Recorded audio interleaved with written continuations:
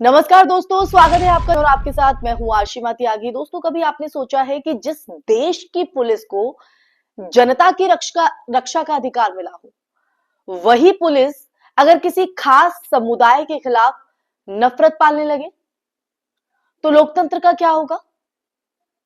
आज का मामला सिर्फ एक ऑडियो क्लिप का नहीं है, ये उस पूरे सिस्टम की परतें खोल देता है जो धीरे धीरे परोक्ष रूप से नागरिकों के अधिकारों को निगल रहा है। मैं चर्चा में आगे बढ़ूं उससे पहले आप ये ऑडियो सुनिए दोस्तों। बड़े स्पष्ट निर्देश सीएम महोदय की मीटिंग में शासन से प्राप्त हुए हैं। बड़ा स्पष्ट कहना है कि अगर लोगों ने आपके ऊपर पत्थर चलाए हैं, डंडे चलाए हैं, लोग आपसे मारपीट कर रहे हैं, तो क्या जनपद की पुलिस, उत्तर प्रदेश की पुलिस इतनी कायर है कि किसी को मार नहीं पा रही है? हाथ पैर क्यों नहीं तोड़े गए ऐसे अपराधियों के जो मार रहे हैं, पुलिस को मार रहे हैं, पुलिस पे पत्थर डाल रहे हैं? ऐसा क्यों हो रहा है कि उपद्रवी तमाशा कर रहे हैं और पुलिस जो है अपने हाथ जोड़ रही है और उनसे पैर पकड़ रही है कि ठीक है भैया, ये मत करना, वो मत करना।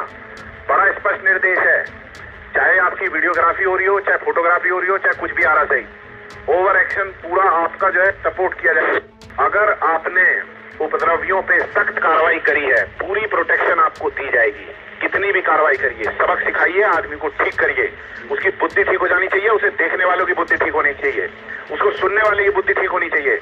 सबको स्पष्ट पता होना चाहिए कि कोई भी कानून को हाथ में नहीं ले सकता, कोई भी पुलिस से लड़ाई नहीं कर सकता, कोई भी पब्लिक प्रॉपर्टी को डैमेज नहीं कर सकता है। बहुत ही ज्यादा सख्ती के साथ डील करिए।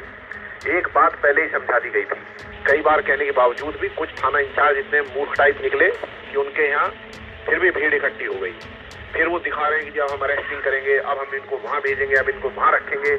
पहले ही बताया गया था, ये तरह का तमाशा नहीं होना चाहिए किसी के यहाँ भी। कोई भी मजाक नहीं झेला जाएगा किसी का भी। तो सुना आपने, धीरे धीरे परोक्ष रूप से नागरिकों के अधिकार को निगल रहा है। मैंने ये बात क्यों की? क्योंकि इसी वजह से सुप्रीम कोर्ट ने एक ऐसा फैसला दिया है जो आने वाले समय में भारत की पुलिसिंग पर बड़ा सवाल खड़ा करता है। मुद्दा है उत्तर प्रदेश के डीआईजी संजीव त्यागी की वो कथित ऑडियो क्लिप जिसमें उन्हें मुसलमानों के खिलाफ बेहद आपत्तिजनक भाषा का इस्तेमाल करते हुए सुना गया। और सबसे चौंकाने वाली बात यह है कि इस क्लिप को लेकर जिसने सवाल पूछा, उस बुजुर्ग मुस्लिम नागरिक इस्लामुद्दीन अंसारी, उसी को जेल भेज दिया गया, सलाखों के पीछे कर दिया गया, उसी पर केस दर्ज कर दिया गया, उसी को अपराधी बना दिया गया। विडंबना है ना।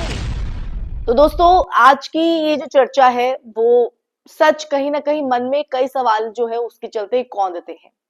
सुप्रीम कोर्ट ने साफ कहा कि इस तरह की एफआईआर, इस तरह की जो चार्जशीट है, न्यायिक प्रक्रिया और पुलिस अधिकारों का घोर दुरुपयोग है।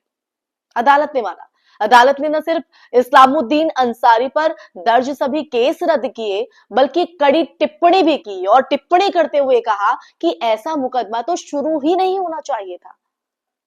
मतलब आप सोचिए, एक नागरिक सिर्फ पूछता है, क्या ये आवाज आपकी है?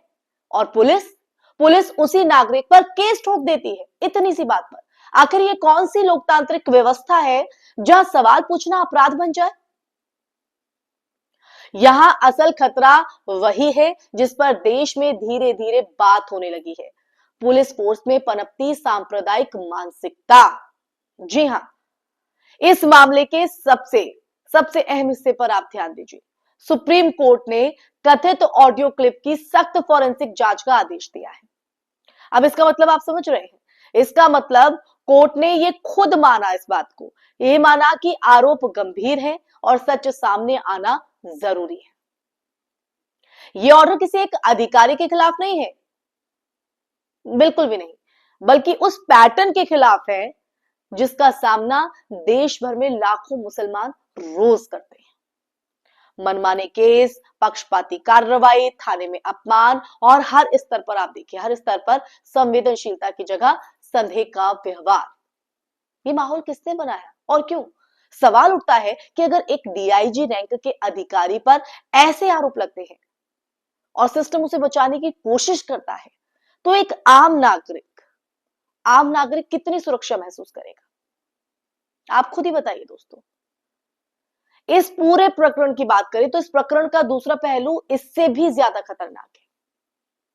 पुलिस का रवैया वो बताता है कि सत्ता और यूनिफॉर्म का इस्तेमाल कभी कभी एक समुदाय को डराने, चुप कराने और नीचे दिखाने के लिए कैसे किया जाता है। इस्लामुद्दीन अंसारी सिर्फ एक सामान्य बुजुर्ग नहीं थे, वो उन लाखों भारतीय मुसलमानों की आवाज थे जो हर दिन ये डर लेकर जीते हैं कि कहीं कोई शिकायत, कहीं कोई सवाल, कोई संदेश उन्हें ही कटघरे में ना खड़ा कर दे। सुप्रीम कोर्ट ने कहा कि ये जो पूरा मामला है वो दिखाता है कि कानून को किस तरह हथियार बना दिया गया था और यही भारत के लोकतंत्र के लिए एक सबसे बड़ा खतरा है, सबसे बड़ा खतरा। जब कानून इंसाफ का साधन न रहकर सत्ता का औजार बन जाए तो आप समझ लीजिए, है ना विडंबना। आज जब हम इस घटना पर बात कर रहे हैं, ये समझना जरूरी हो जाता है कि ये सिर्फ कोई आइसोलेटेड घटना नहीं है। पिछले कुछ सालों में आप देखिए, पिछले कुछ सालों में देश के अलग अलग हिस्सों से कई ऐसी जो घटनाएं हैं वो सामने आई हैं दोस्तों, जहां पुलिस की कार्रवाई में धार्मिक पहचान ने कथित रूप से बड़ा रोल निभाया। चाहे बुलडोजर पॉलिसी हो, फर्जी एनकाउंटर के आरोप हो या थानों में अपमानजनक भाषा, इन सब का पैटर्न आप समझिए, इन सब का एक पैटर्न बनता दिख रहा है। अगर इस पैटर्न को समय रहते नहीं रोका गया ना दोस्तों, कल ये बहुत भारी पड़ने वाला है हम पर भी और हमारी आने वाली पीढ़ियों पर भी, और साथ ही ये लोकतंत्र की जड़ों को भी खोखला कर देगा। अब बात करते हैं इस फैसले की सबसे महत्वपूर्ण सीख की, जिसकी वजह से आज हम ये चर्चा कर रहे हैं दोस्तों। सुप्रीम कोर्ट का ये आदेश सिर्फ एक केस को रद्द करने का आदेश नहीं है, ये एक चेतावनी है उन सभी संस्थाओं के लिए जो खुद को अभियोजन समझकर जनता को प्रताड़ित करने लगती हैं। अदालत का ये जो संदेश है वो बेहद साफ है।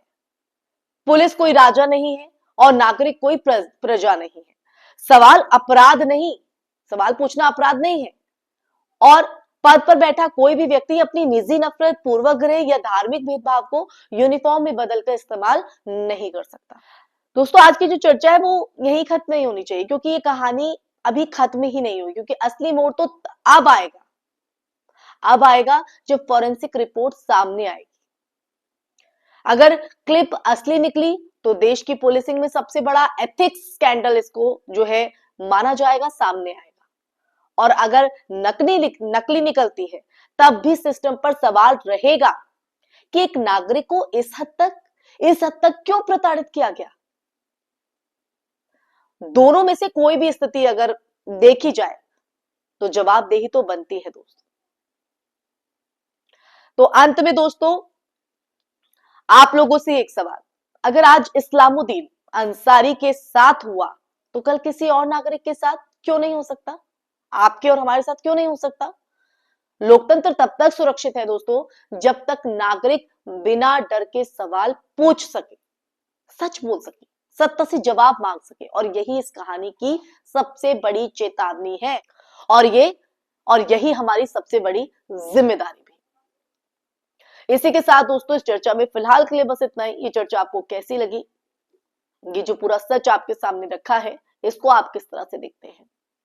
कमेंट बॉक्स में कमेंट करके जरूर बताइएगा। इस वीडियो को ज्यादा से ज्यादा शेयर कीजिएगा ताकि सच ज्यादा से ज्यादा लोगों तक पहुंच सके। फिर हाजिर होंगे ऐसे ही सच का संवाद लेकर। तब तक के लिए अपना ख्याल रखिए। जय हिंद, जय भारत, नमस्कार।